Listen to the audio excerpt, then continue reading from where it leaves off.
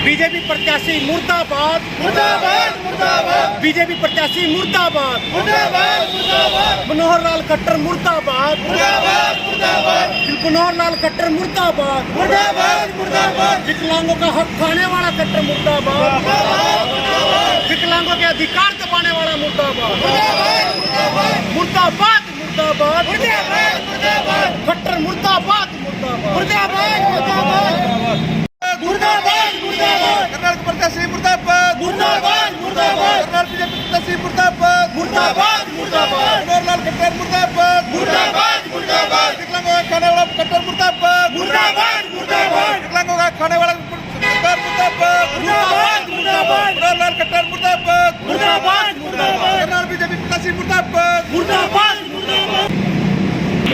नमस्कार, मैं अभिषेक वर्मा, न्यूज आ रहे वक्त टाइम्स में आपका स्वागत है। ऐसा क्या हो गया कि पानीपत के जो विकलांग हैं, हमारे विकलांग भाई हैं, वो मनोहर लाल खट्टर के खिलाफ नारे लगाने को मजबूर हो गए। नमस्कार जी। नमस्कार। ऐसा क्या हो गया कि आप सब मनोहर लाल खट्टर जो पूर्व मुख्यमंत्री हैं उनके खिलाफ नारे लगा रहे हो? सबसे पहले तो सभी साथियों को नमस्कार। आज विकलांग समाज इस स्थिति में पहुंच गया कि हमारे पास इसके सिवाय कोई चारा ही नहीं बचा। मनोहर लाल सर जो खट्टर है, भाजपा प्रत्याशी, वो 2014 से सरकार के अंदर है और 2 बार के मुख्यमंत्री हरियाणा के रहे हैं। वो हमारे भी मुख्यमंत्री हैं। मैं बताना चाहता हूं कि हम मनोहर लाल के पास अपनी छोटी छोटी मांगों को लेकर, जो हमारे विकलांग समाज की मांग थी, उसको लेकर हम बार बार जाते रहे। क्या क्या? जैसे कि हमारी जैसे कि मांग थी कि हमने मनोहर लाल जी से पहली मांग ये की थी कि हमारा जो विकलांग एक्ट बना है, देखिए एक्ट जीवन का आधार होता है। कानूनी तरीके से जीने के लिए संविधान ने हमें कुछ शक्तियाँ दी है। वो एक्ट जो बना हुआ है, हमने सरकार से अपील की कि आप उसको धरातल पे लागू करें ताकि विकलांग व्यक्ति भी सम्मानपूर्वक जिंदगी जी सके। लेकिन मनोहर लाल सरकार ने उस पर भी कोई एक्शन नहीं लिया। उसके बाद हमारी एक मांग ये थी कि अकॉर्डिंग टू एक्ट हमारा जो विकलांग एक्ट का जो पेंडिंग हमारी वैकेंसी बनती है, वो वैकेंसी हमारी 1992 के बाद सारी वैकेंसी पेंडिंग पड़ी है। बैकलॉग के थ्रू, स्पेशल भर्ती के थ्रू विकलांग कोटे से विकलांग साथियों को वो नौकरी देने का काम करें और उन्हीं नौकरियों के इंतजाम में कुछ साथियों की उम्र भी निकल चुकी है। तो उसके बाद हमारी एक मांग ये थी कि हमारी जो सरकार ने, जो प्रधानमंत्री मोदी ने जो यूडीआईडी बनाई गई थी, वो यूडीआईडी धरातल पे लागू की जाए। अगर ऊपर से कोई चीज़ बन के आती है, जब तक वो चीज़ धरातल पे इम्प्लीमेंट ना हो तो उसका बनने का कोई फायदा नहीं। वो यूडीआईडी सिर्फ एक कागज के तौर पे ही बन के रह गई।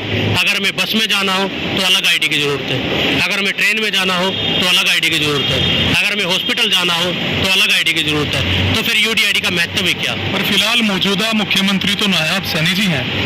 सर, हम बहिष्कार कर रहे हैं करनाल। तो क्या पूरी बीजेपी का बहिष्कार कर रहे हैं? हम बहिष्कार करें जी करनाल प्रत्याशी मनोहर लाल खट्टर का। हम बीजेपी का बहिष्कार नहीं कर रहे हैं। बीजेपी का बहिष्कार करना हम एक औचित्य नहीं मानते।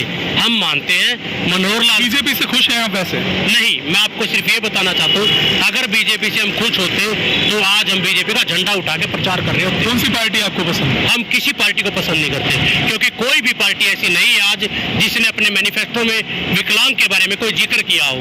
किसी भी पार्टी ने विकलांग के बारे में कोई जिक्र नहीं किया है। अभी इलेक्शन आए हैं तो सभी पार्टियां जाति के नाम सर पर हैं, किसको वोट देना चाहेंगे? सभी पार्टियां जाति के नाम पे, धर्म के नाम पे सिर्फ वोट की राजनीति करती है। हम आज यहाँ पे सवाल पूछने आए हैं, हम यहाँ पे वोट देने नहीं आए हैं, वोट देने से रोकने आए हैं। हम वोट नहीं देने देंगे। अच्छा, ना तो वोट देंगे, ना अपने परिवारजनों को वोट देने देंगे, ना अपने परिचितों को वोट देने देंगे। और मनोहर लाल खट्टर सरकार में मुख्यमंत्री 2 बार रह चुके हैं, उनको तो बिल्कुल नहीं देने देंगे। मनोहर लाल खट्टर को इसलिए रोक रहे हैं क्योंकि हमारे साथ तो दयनीय स्थिति बीती है।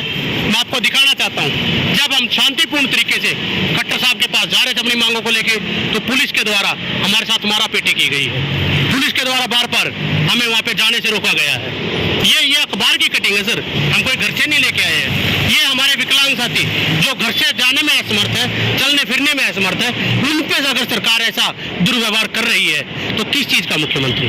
कैसे समर्थन करें हम किसी का? क्या उम्मीद लेके मोहन सरकार? उम्मीद किससे है अब? उम्मीद हम किसी से नहीं कर रहे।